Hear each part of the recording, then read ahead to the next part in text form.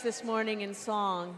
Our gathering music this morning is a beloved text by Rumi, set to music by Reverend Lynn Unger. This bass line was added in folk tradition at a Unitarian Universalist ministers conference several years ago, adding a crucial line from the original poem, as well as harmonic underpinning for the melody. Please rise in body, rise in spirit, and let us sing together.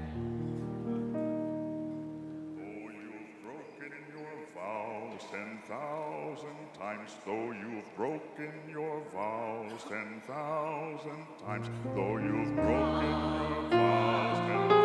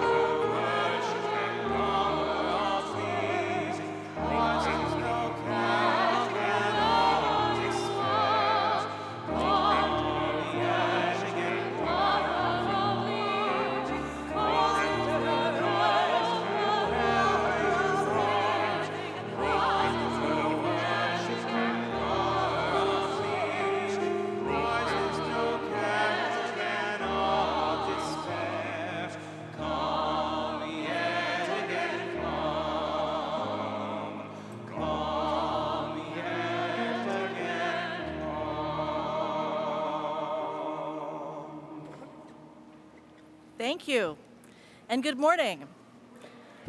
I am the Reverend Mitra Jafarzadeh, and I am the settled minister with St. John's Unitarian Universalist Church in Cincinnati, Ohio. Yay! If you are wondering about my name, it is Iranian. My mother is from the Appalachian Mountains of eastern Kentucky, and my father is from Iran. This makes me ethnically Persian and theologically Unitarian Universalist. And I appreciate that we who have gathered have come representing UU congregations. Yes, we come as ourselves, but we come as ourselves in context. So let me tell you a little about the context that allows me to be here this morning. I am here this morning with St. John's pianist Adam Peterson and music director Dr. Jeffrey Stern. Together, we serve a church that has been called, in its 202-year history, the German Protestant and Reformed Church, the German Lutheran Church, the German St. John's Church, and finally, in 1924, St. John's Unitarian Church. We added the Universalist later. If you noticed a theme in those early years, is that we were most clearly German. You see, the church was founded by the Reverend Joseph Zaislin to serve an immigrant community. Early St. Johners were men and women coming to a bend in the Ohio River, hoping for enough good work to sustain themselves and their families in this, a new and foreign land.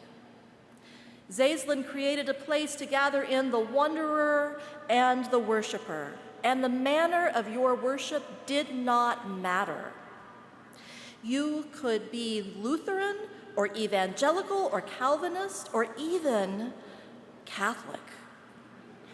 But what mattered was that you were a person in need of a spiritual home, in need of a people to call your own, in need of welcome and warm embrace.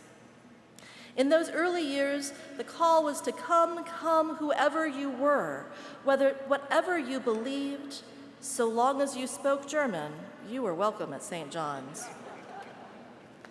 Now, I have an overly rosy idea of how those early days were.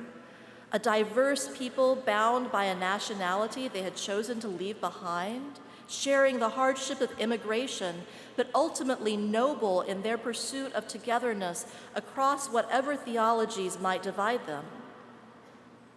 I imagined them a united and sturdy folk, dedicated to seeking and serving the good wherever they found it. And they could do all of that because they all spoke German. To find a common language. How we do long to speak and be understood. How we long to listen and hear only the other only in their best voice, to hear their best intentions, the purity and clarity of heart.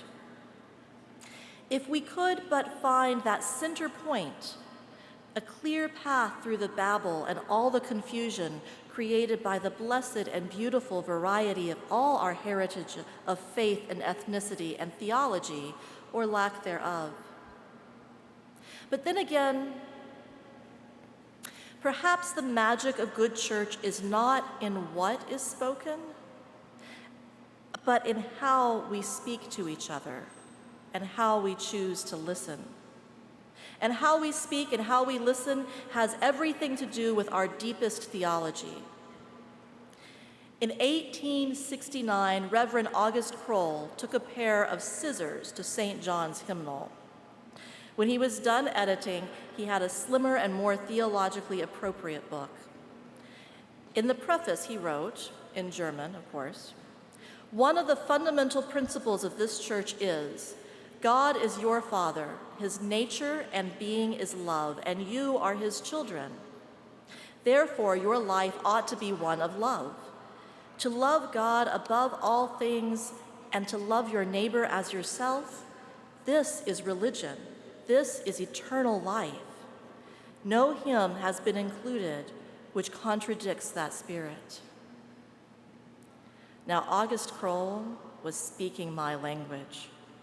The language that holds us together from Origen of Alexandria through Servetus and Parker and even Kroll is perhaps the same language that transcends ethnic origin or theological hair-splitting or all human differences.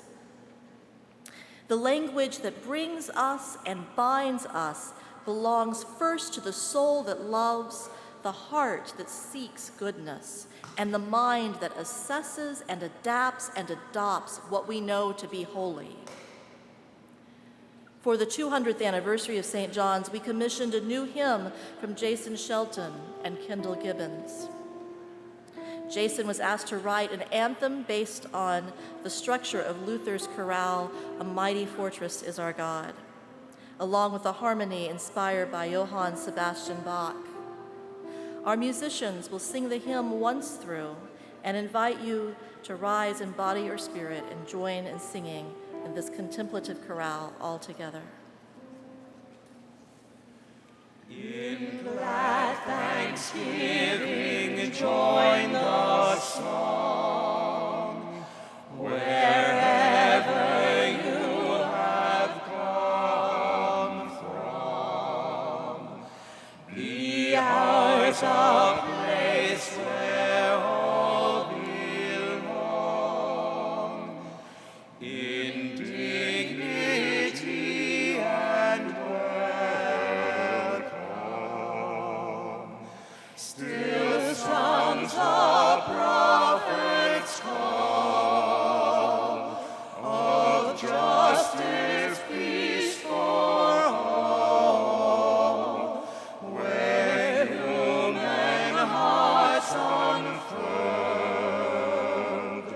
embrace a wider world, and love in fuller freedom. Would you please rise in body and in spirit and join us?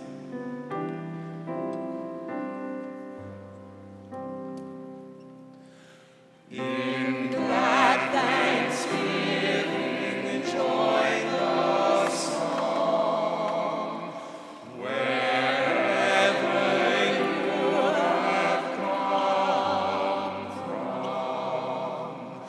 Be ours a place where all belong,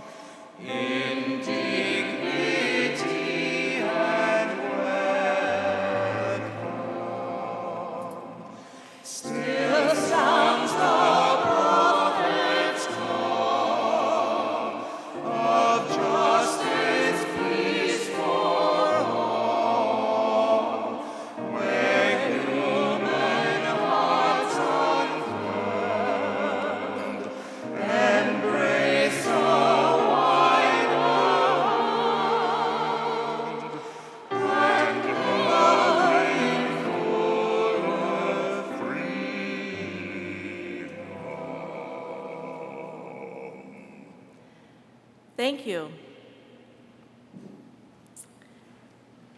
Love in fuller freedom. It doesn't get better than that. Together with your congregation and mine, we have made a place where you can come if you are looking for a spiritual home or a people to call your own, or a welcome and warm embrace. In this Unitarian Universalist Association of Congregations, you will find no common tongue, but the beauty of many languages spoken even as ears listen through the song for what we call religion. And what might that be? Well, what else can it be but the simple invitation to all who have known love to extend the same towards self and other? Throughout our assembly, may we seek to speak kindly, to listen gracefully, and to always keep our heart in a holy place. Please rise in body and spirit one more time to sing our closing song by Canadian Unitarian Universalist composer Joyce Poley. When our heart is in a holy place, when our heart is in a holy place, we are blessed with love and amazing grace. When our heart is in a holy place, when we trust the wisdom in each of us, every color, every creed and kind, when we see our faces in each other's eyes, then our heart is in a holy place.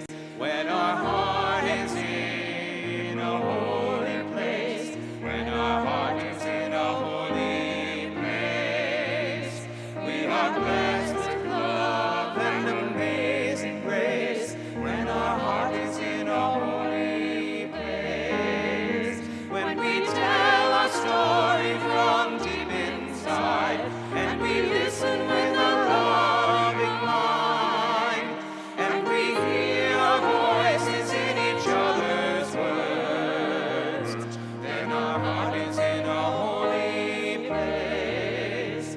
When our heart is in a holy place, when our heart is in a holy place, we are blessed with love and amazing grace. When our heart is in a holy place, when our heart is in a holy place. May love and kindness accompany us as we go through this work of our assembly and the joy of being together. So may it be.